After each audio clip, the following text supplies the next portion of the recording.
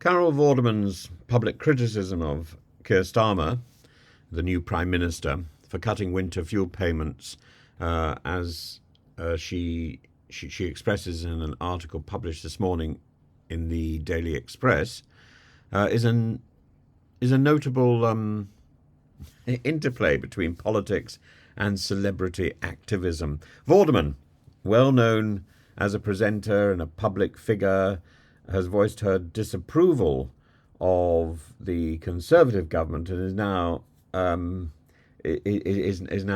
indicating disappointment with the Labour government's decision to reduce winter fuel allowances to only the poorest pensioners.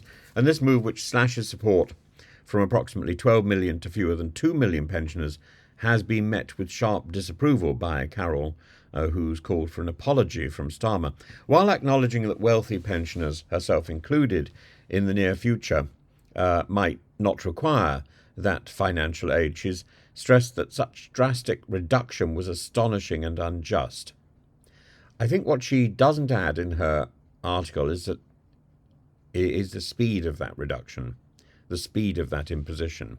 Her comments on Sky News Politics Hub reflects a broader sentiment of shock and betrayal among some voters who feel that Labour's manifesto didn't forewarn of this controversial decision.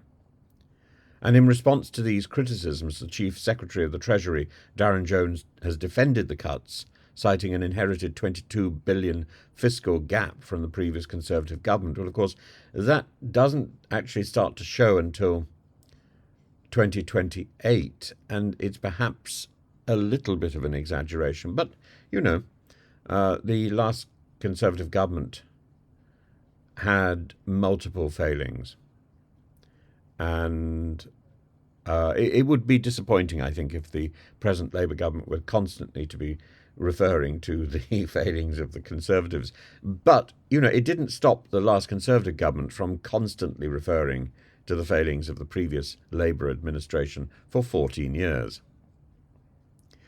The Darren Jones emphasised that the Labour government is working to address the financial crisis through its upcoming budget, and this debate touches on broader issues of trust, fiscal responsibility, and the challenges of governance, particularly in balancing public service funding with fiscal constraints. The controversy has prompted a wider conversation about the expectations that voters have of the new Labour government and the challenging realities of managing public finances in times of economic strain. Vorderman's call for accountability, coupled with the Labour government's justification of their actions, underscores the tensions that can arise when electoral promises clash with the practicalities of being in government and the stark reality of that. I think this is more than simply Starmer coming up against a reality he never foresaw. This is about flexing his muscle and establishing his control. But I'm sure other people will have their views on this, and I would love to know what you think.